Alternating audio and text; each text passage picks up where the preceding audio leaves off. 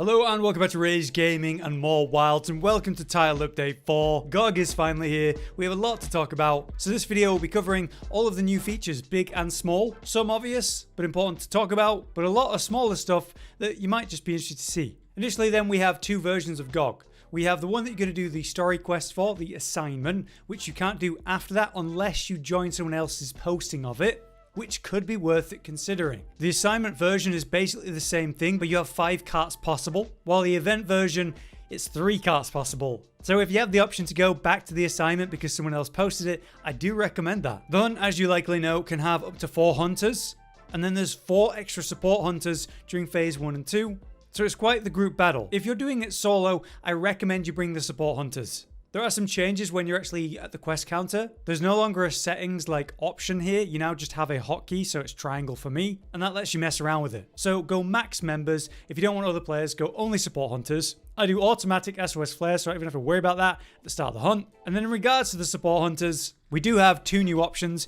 in Griffin and Night Mist. And the original hunters were also buffed. They specifically said slightly increase the attack power for Olivia, Rosso, Mina, and Kai when the quest leader is at hunter rank 50 or higher. So I'm thinking the new support hunters already have this buff basically.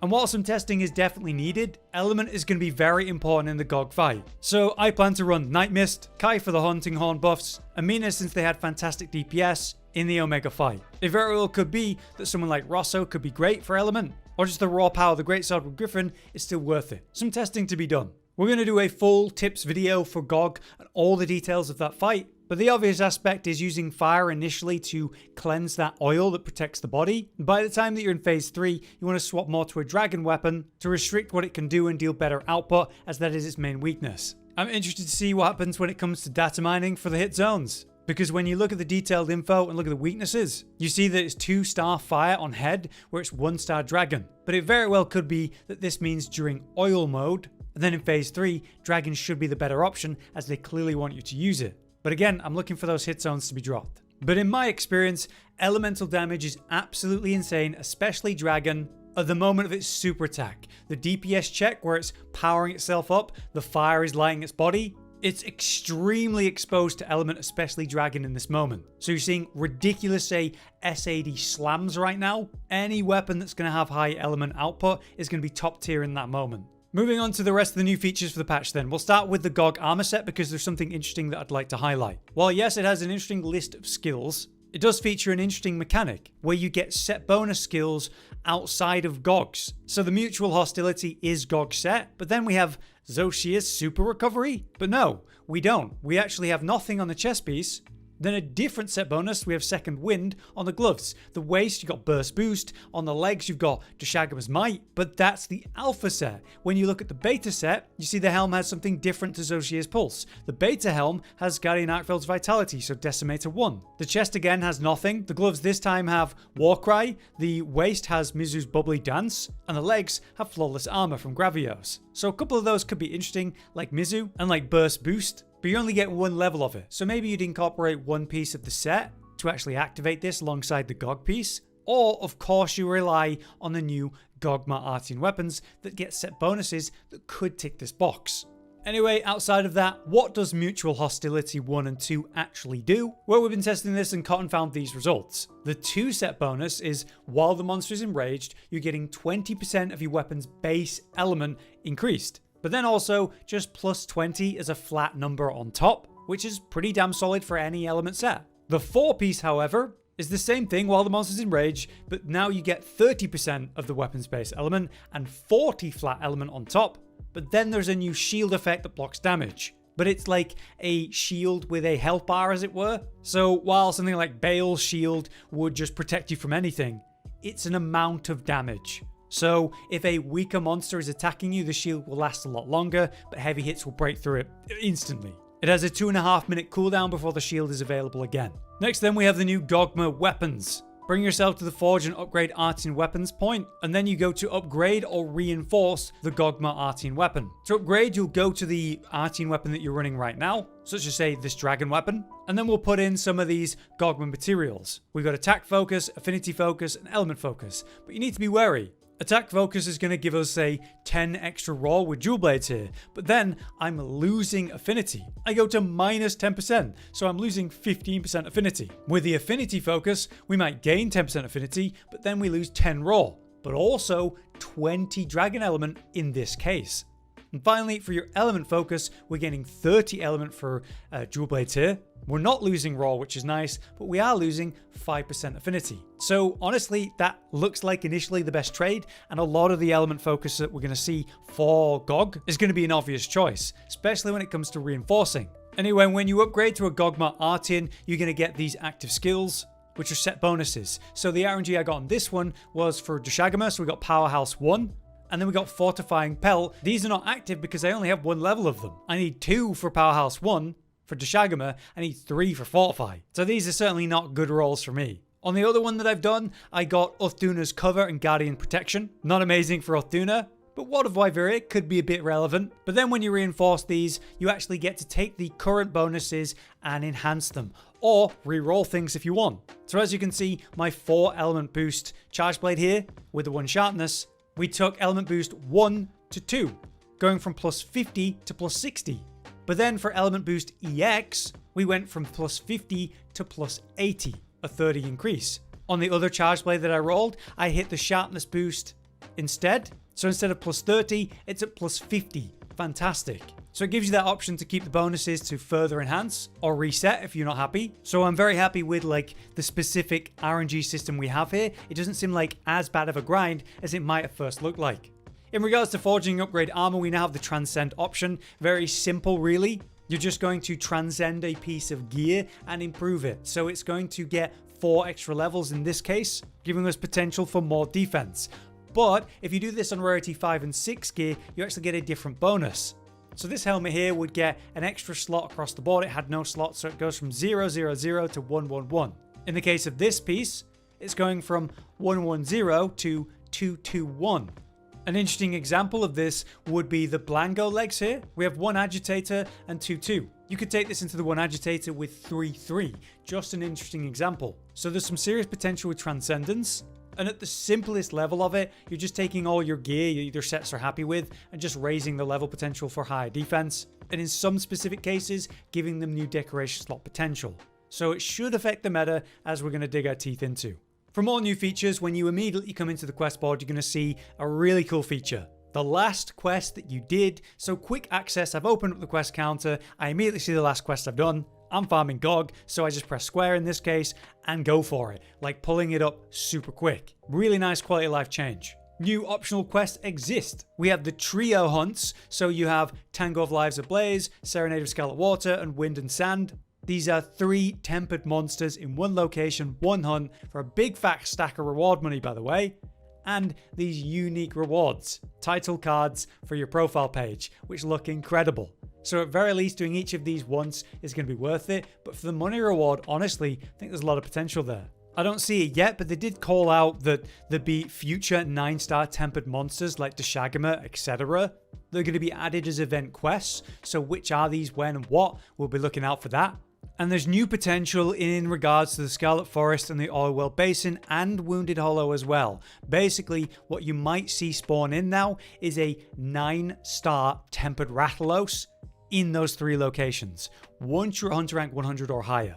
Quests with 2 or more targets, the minimum quest time has now been raised, so you have longer quest durations in any multi-hunt. In this patch, we have changes to the smelting foundry, 2 that are really worth talking about. One is the fact that when you're smelting armor spheres, the point value of monster parts is up, so you're getting a better trade for this now, which is great because it was pretty horrible how costly it was. The other part is when you're smelting ore, you now have this new option, smelt using Gogma materials. So if you want to be doing this, which of course we are, you can use the Gogma mutated parts instead to actually make your auricite and so on, which is a nice alternative, but we need these right now. Probably good long term though. Now, there is a change with the investigations, but not necessarily the one that I wanted to see. We have 50 max investigations still somehow. Despite that, there is a positive change. There's a new way to filter. So as you can see, we've got new, we've got old, high difficulty, low difficulty, and now we have most attempts left, least attempts left. so I can sort in a way that's convenient to me. This tempered like Legiacrus investigation, there's only one left, and it's taking up one of my few 50 slots. I might as well finish it off, and I would have had to manually look through to see how many attempts are left, and eventually find that, so that's a really convenient thing to make use of.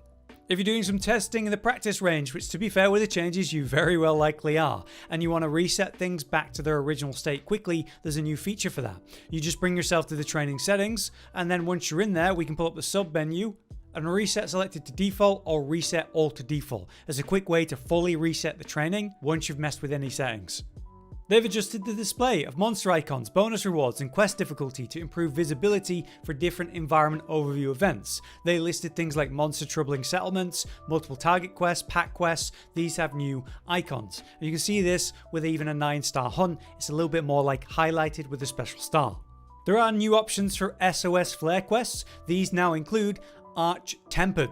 So you can specifically look for arch-tempered hunts, even the Jin dahaad, which currently doesn't exist, if you are interested in doing that for SOS flare searching. Here's a fun one, especially for me, but if you take pictures in the game or faff around with a photo mode at all, especially in the open area where there's so many cool locations and awesome views, it's so annoying when your handler, whether it's Alma or whatever, kind of just gets in the way of the picture and shoves your hunter around. It like literally would move me around. They made a little change to this then, so that the player can no longer be pushed by the handler if you're in photo mode. That's nice. Next we have new features for sorting armor. So if you sort by skill, it will highlight the individual armor pieces that have the skill. As you can see, these are all lit up. If you bring yourself to the equipment box to look at the specific pieces that you own and sort by equipment skills, we have a similar highlight as well to show you which pieces specifically have it. Even though, yeah, it sorts them like top to bottom, it's still a nice quality of life there too. You also have a new button when doing new equipment appearance. As you can see, I can press the right stick in to show both for alpha and beta types, or just show alpha or just show beta. Like if you're looking for something specific and you know you only have the beta version, this can be a quick way to find it, which is nice. Right, with the new high element potential we have with the Gogma artian, thanks to the EX boost of element, up to 80 here on Charge Blade, which is ridiculous. Of course, they've increased the max element value that's possible. So before, when looking at my equipment info, we'd be capped out at 950. And I'm standing here at 1043 right now with the initial setup I have like in the first couple of hours of play. As we get some other skills going, we can increase it further, and you can see I'm up to 1143 and I'm still not at element cap. So we're definitely going to be testing things to find out what the new cap is and if we can actually reach it.